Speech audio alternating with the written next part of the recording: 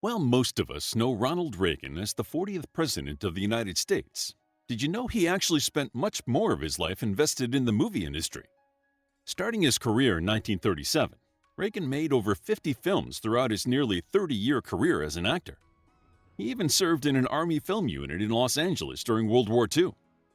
Acting out the stereotypical good guy in the mid-1900s, Ronald Reagan was a well-known face even before he stepped into politics and influenced the world from a completely different direction.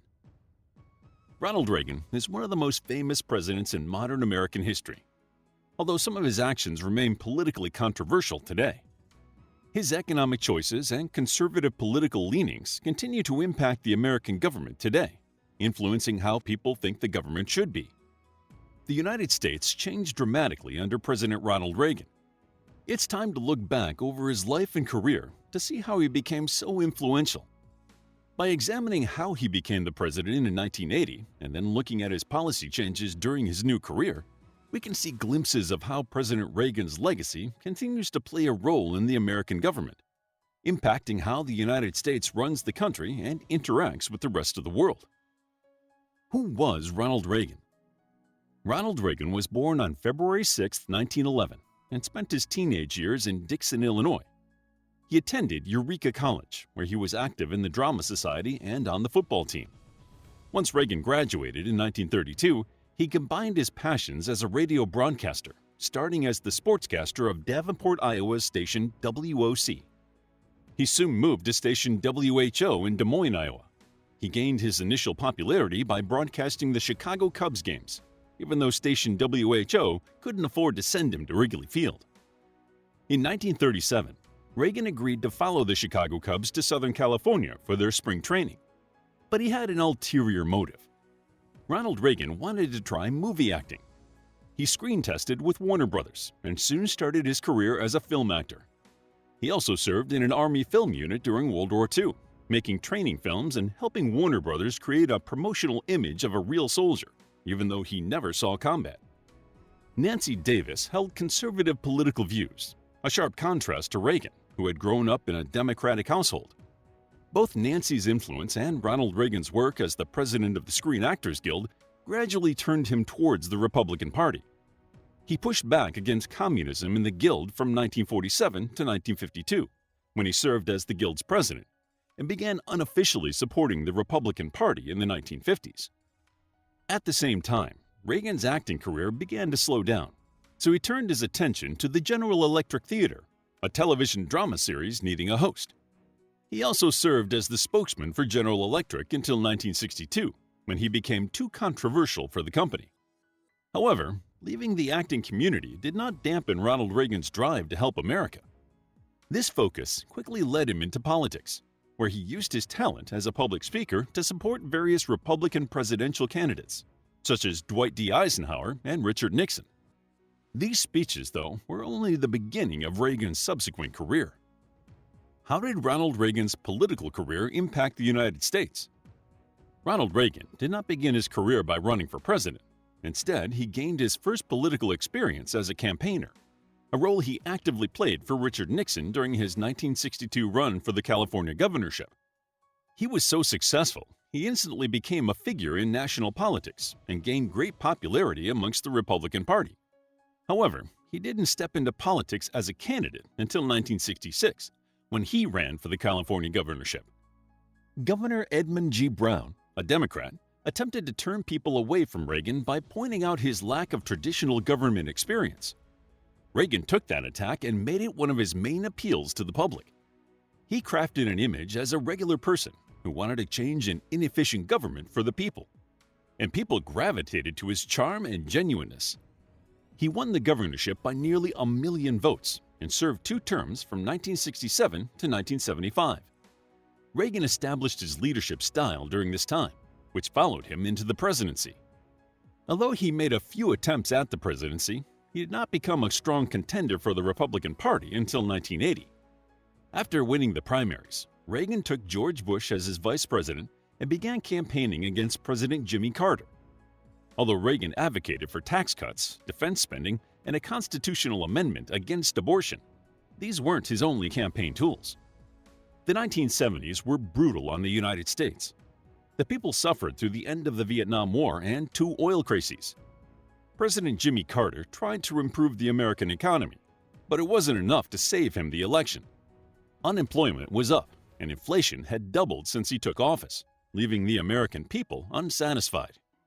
In addition, Carter's inability to handle the Iran hostage crisis effectively reflected poorly on his administration. The Iran hostage crisis began on November 4, 1979, when a group of Iranian students took the United States Embassy in Tehran hostage. Iran was going through a revolution at the time, and the American embassy had been attacked several times between 1978 and 1979. The former Shah had been friendly with the United States, so the revolutionary leaders were leery of a continued American presence in Iran. The United States had been decreasing the number of diplomats and staff in the embassy. By November 1979, only about 70 people were left. On November 4th, a large group of students took around 70 Americans hostage at the embassy. Negotiation attempts quickly fell through as Iran's political revolution continued, leaving the hostages trapped in a stalemate between struggling Iranian political leaders. It was over a year before the situation was over. Even President Carter's attempt to use military force in April 1980 failed to free the diplomats. Carter appeared weak, and Reagan used that perception to make himself appear more confident and capable of leading the country well. President Carter lost the presidential election in a landslide to Reagan in 1980. Ronald Reagan made fixing the economy and strengthening the military the center points of his presidential campaign, and people flocked to it, giving him 489 of the Electoral College votes. Once in office, President Ronald Reagan began implementing his political and economic ideas. Reagan's economic policies have become known as Reaganomics. It focused on decreasing government spending, cutting taxes, and releasing numerous parts of the American economy from governmental control. The Economic Recovery Act of 1981 gave Americans one of the most significant tax cuts in history. The idea came from economist Arthur Laffer, who stated people would spend and invest more money if they felt they had more.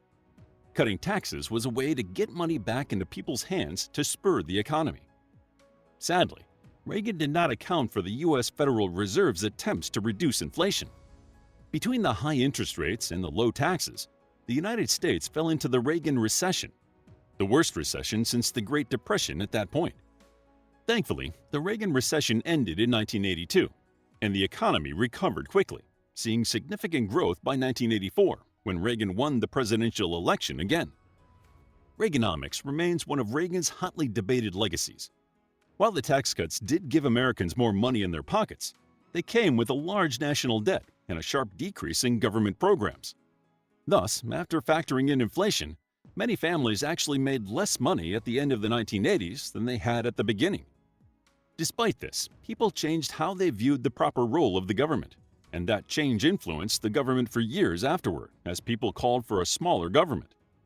Reagan's economic choices were strongly influenced by his politically conservative leanings. Historians call Reagan's group of Republican politicians the New Right. The New Right was dissatisfied with the government's size, believing pricey government programs like Medicaid and Medicare and an increasingly liberal culture were changing American society. They wanted to return to a more conservative time, so many of Reagan's political choices reflected the leaning towards domestic conservatism. He pulled funding from non-government groups providing abortion consultations to combat the 1973 Roe v. Wade ruling. Reagan also pushed the war on drugs to greater levels. The New Right focused on domestic issues.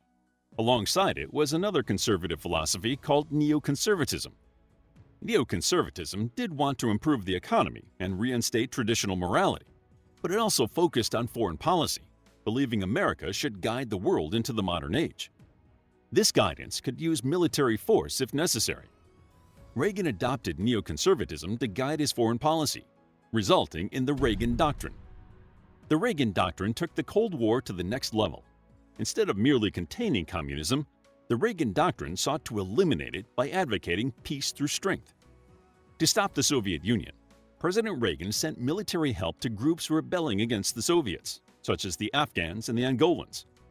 His work to support rebellions against the Soviet Union and halt communist uprisings around the globe mortally wounded the Soviet Union, sending them into decline. The Soviet Union's war in Afghanistan was expensive. President Reagan started the Strategic Defense Initiative to weaken the Soviet Union further economically. He began discussing a shield to block nuclear missiles in space, which sent the Soviet Union into a panic as they attempted to create better weapons to break through the space shield. Reagan's shield never came to pass, but the economic damage was done. Between the military complications and the economic downward spiral, the Soviet Union would never recover. Although the Cold War officially ended under President Bush, President Reagan's work made the end of the conflict possible.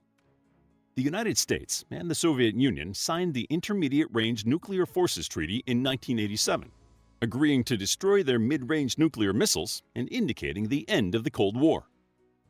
What did Ronald Reagan do after retiring from the presidency? Reagan served 2 terms as president and then campaigned for George Bush during his presidential run. Historians have argued Reagan's role in that campaign helped secure Bush's election because Reagan remained popular with the people. Reagan retired in Los Angeles, but soon informed the American people he had been diagnosed with Alzheimer's disease. Although he did not announce it until 1994, some believe he began struggling with the illness much earlier. In the latter part of his presidency, Nancy helped run interference with reporters. As he continued to deteriorate, Reagan made fewer public appearances. He finally passed away on June 5, 2004, at 93 years old. Reagan's political career remains divisive today. Some strongly oppose his views and policies, while others hailed them as vital. He may not have answered many of the modern political questions still part of the government, but President Reagan did help the United States regain its self-confidence. He was essential to ending the Cold War and gave people a new way to view the government. His natural charm and ability to appeal to a crowd made him popular, even through political scandals. The Democrats did not attempt to oppose his ideas or programs when President Bill Clinton took office, showing his influence lasted beyond his presidency. Ronald Reagan's life was varied and full of surprises, lived by a man who loved telling stories and helping people. More than only the president or a famous actor, Ronald Reagan's life and career remind us of all we can accomplish when we reach out and follow our dreams.